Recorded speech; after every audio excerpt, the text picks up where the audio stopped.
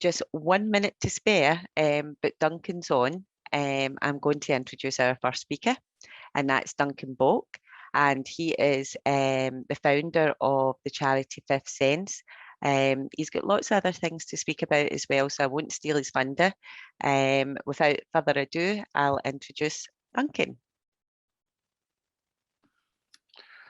Thank you very much, Anne-Marie, and good morning, everybody. And I hope you can all hear me to start with. Thank you very much for the intro, Anne-Marie and Chris. It's a real pleasure to be here. Big thank you to Digby Brown and Anne-Marie for organising this event and inviting me to be speaker. I am going to talk a bit today about my own experience of losing my sense of smell following a brain injury, and then I'll be talking about the work of Fifth Sense. We had intended to do this as a joint presentation between myself and Nina Bleasdale, Fifth Sense Director of Development and Operations, but unfortunately she's unable to attend due to unforeseen circumstances and sends her apologies. So it's just going to be me talking.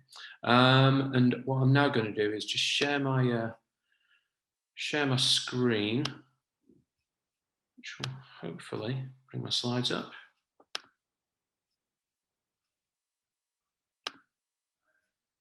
And here we go. So yeah, Fifth Sense. We're the charity for people affected by smell and taste disorders, and I'm the founder and chair of the charity.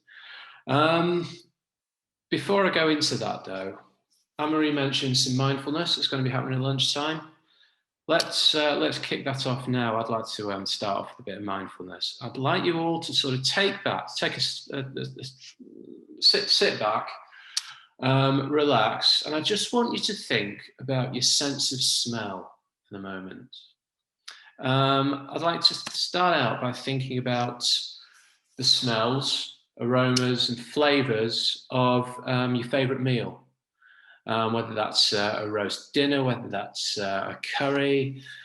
Think about the smells, the aromas. Think about how smell serves as a stimulus to our appetites, and also how our sense of smell is responsible for a lot of the flavour of food when we eat.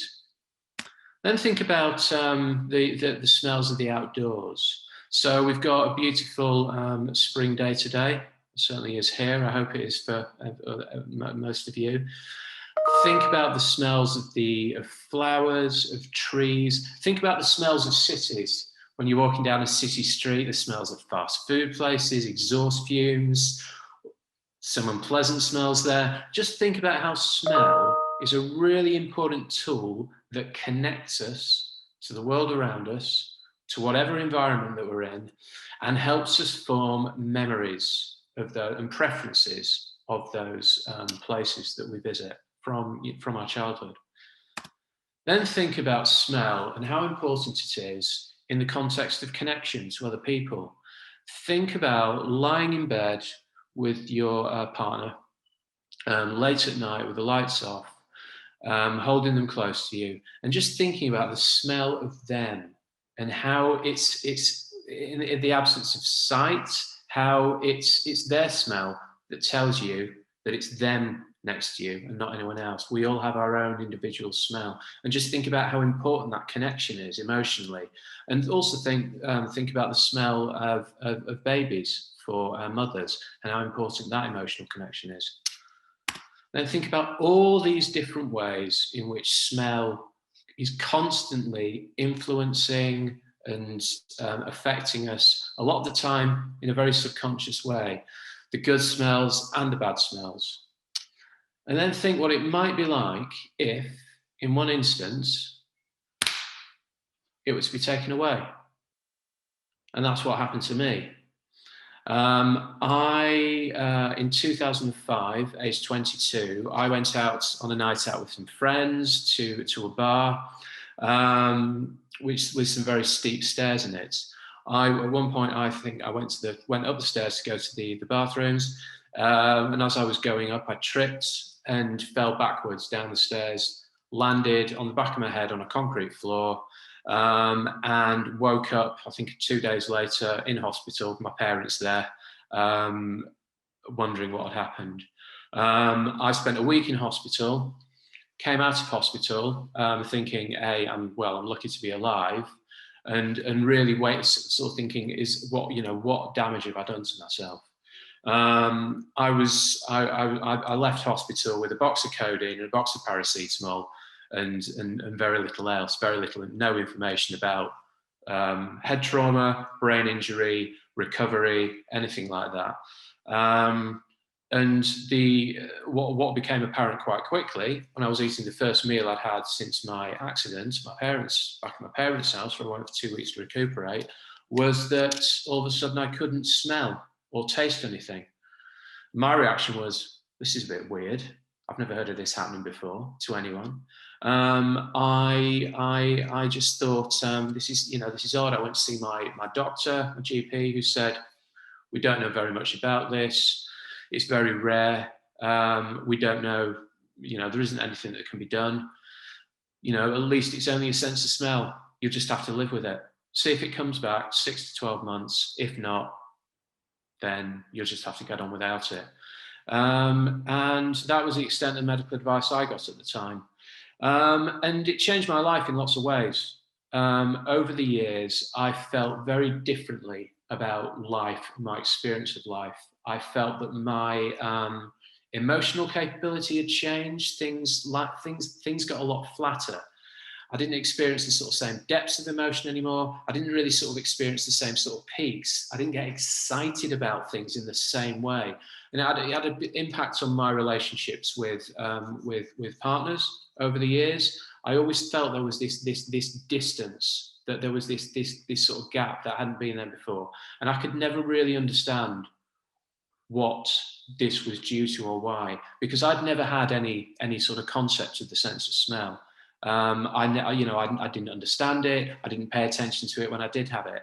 I'd lost something that I didn't really realize I had. And there was no information around. There was no information, people were just oblivious to the fact that you could lose your sense of smell. Doctors didn't know anything about it. I never met someone else with, the same problem. I felt that I was one of a handful of, 1 in a million, and one of a handful of people in the world with this invisible condition that I myself didn't really understand. And then what happened in 2000 and late 2011, a friend of mine read in the paper, in The Guardian, about this American girl who'd lost her sense of smell, who wrote a book about it called Season to Taste. I went out and bought the book. I started reading, and I started to learn for the first time that I wasn't 1 in a million. There were lots of other people affected by problems of the sense of smell and taste. And a lot of people had experienced the same sorts of issues that I had, this sort of emotional impairment, this emotional blunting, this sense of disconnection and dislocation from life and some of life's most pleasurable experiences, if you think back to the slides I went through at the start. At the same time, I fully recognise that it could have been worse. I've been incredibly lucky to have suffered a brain injury and to have only lost my sense of smell, but it had an impact. And armed with this knowledge, and having been introduced to a surgeon called Carl Philpott, who had set up the UK's first smell and taste disorder clinic, Carl and I started talking. I realised that by this time that there were a lot of other people affected by this, and Carl said he'd been looking to get a patient-led support group set up. I was at a point with having spent many years in bands, looking to make a career in the music industry. I was looking to do something different, and I said to Carl, I'm going to take you. I realised there was nothing out there. There was no charity for this. So I said to Carl, I'm going to take the support group, I'm going to raise you one, and I'm going to set up the first charity for people with smell and taste disorders. And Fifth Sense came into being. And the name itself, Fifth Sense, why Fifth Sense? Well, it's a recognition that, firstly, that the sense of smell is often treated as bottom of the 5, our least important. But actually, it's one of only 5 ways in which we connect with the world around us. And it's our most emotional sense. It's so important in terms of our quality of life. And a big part of Fifth Sense's work is about raising awareness of the importance of the sense of smell and taste. Our vision, based on that, is to transform society's understanding of the importance of the senses of smell and taste, and transform the lives of those affected by smell and taste disorders. Because in our experience, you can't have one without the other. For people to really understand the impact of smell and taste impairments, you've got to really understand what it is that the sense of smell particularly does for us in the first place. Going back to my slides at the start, by starting out with this positive message about how smell affects us and influences us positively, we can then start to understand the impact that loss or impairment of the sense of smell can have. Excuse me. In terms of the work that we do,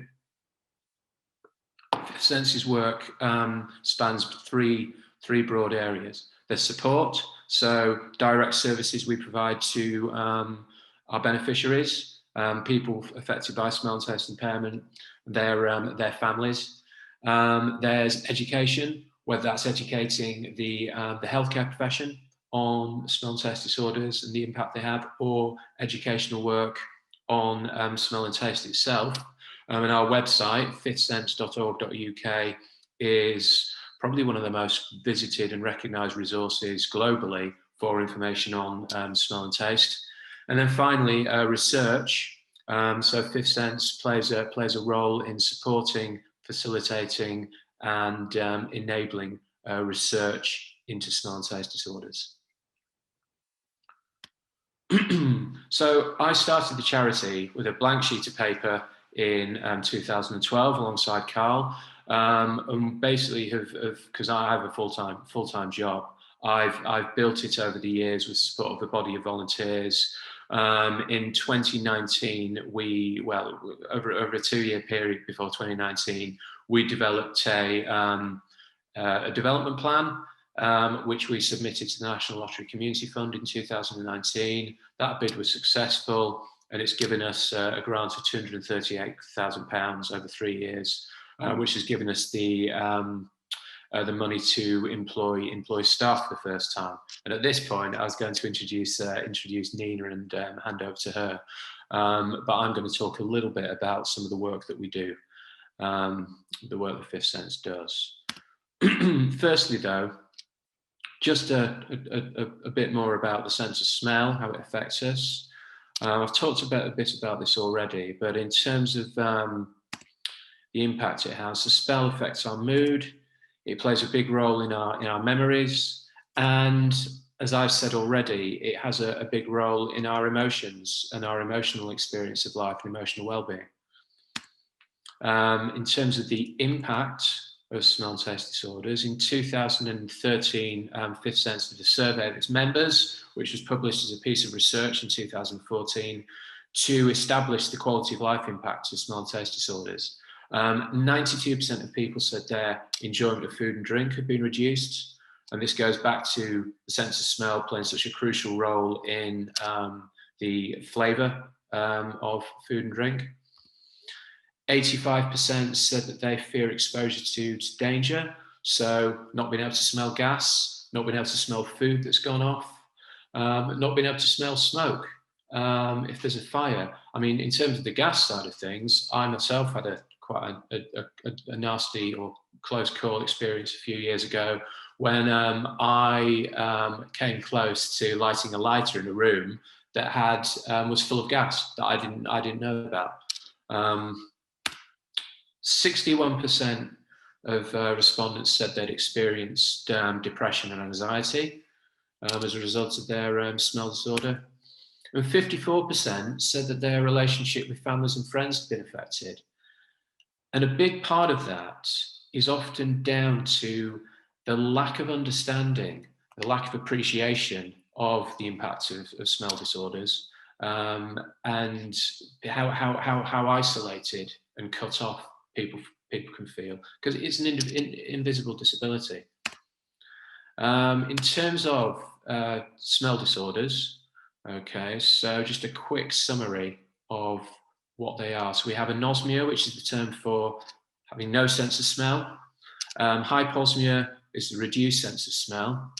There's something called parosmia, or more severe cases, cacosmia, where you've got this distorted sense of smell. This is often a common side effect of post-viral olfactory loss, something we've seen a lot more of over the last year as a result of COVID-19 and people suffering smell and taste impairment because of that.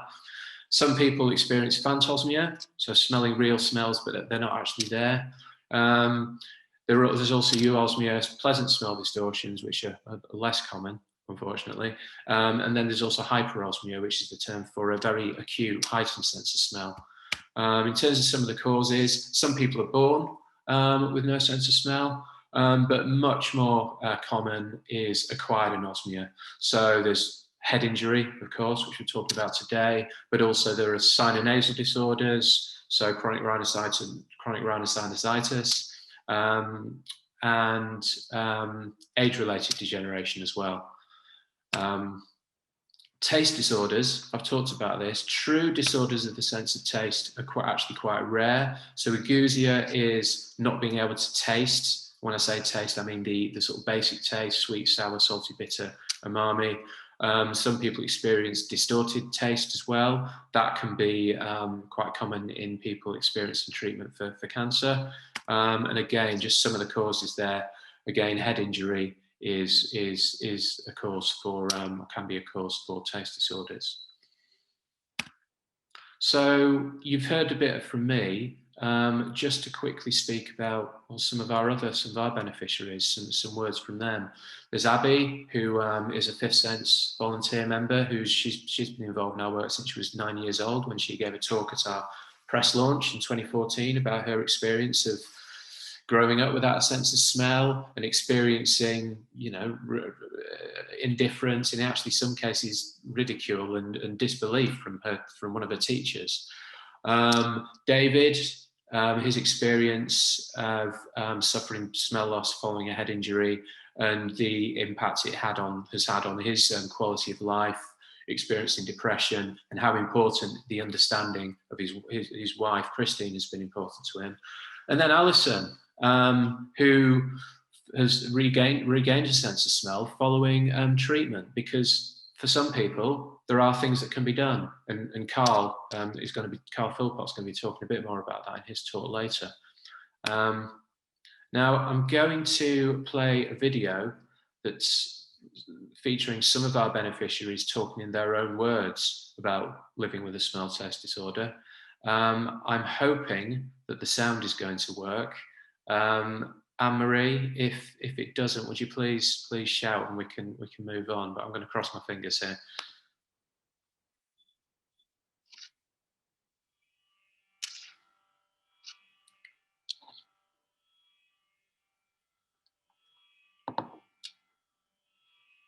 The senses of smell and taste, to me particularly, are the senses that indicate life, and they indicate large amounts of enjoyment with life.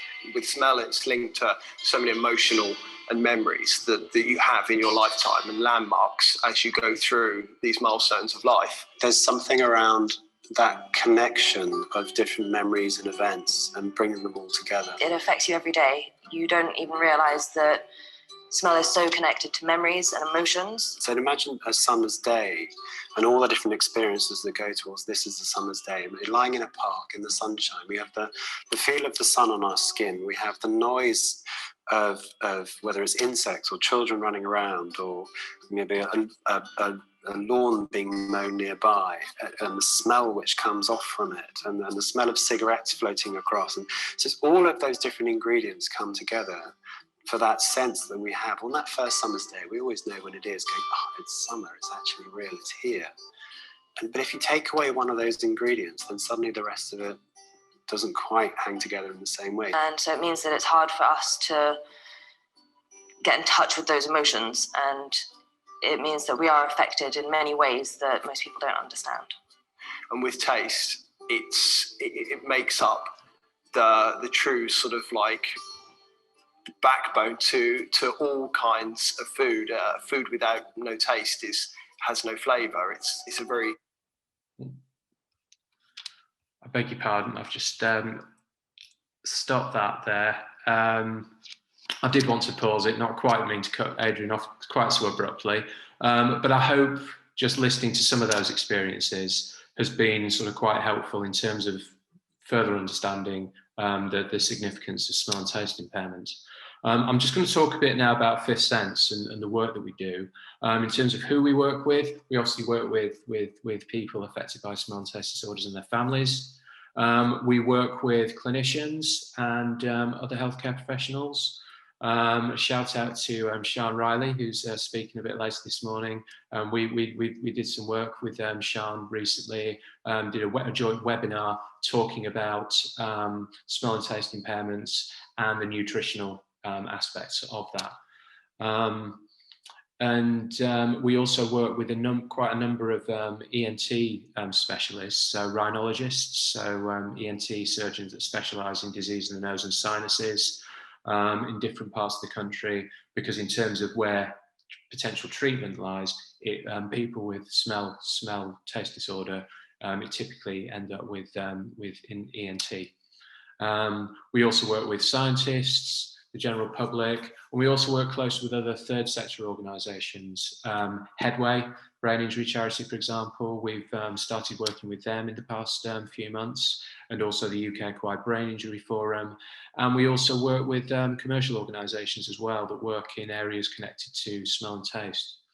In terms of the support services we provide, on our website, we have a range of different toolkits and information for people. There's something called our Smellability toolbox, which is the tools and techniques, including something called information on something called smell training, that's about helping people to understand what smell ability, if any, they do have, and how to maximise that.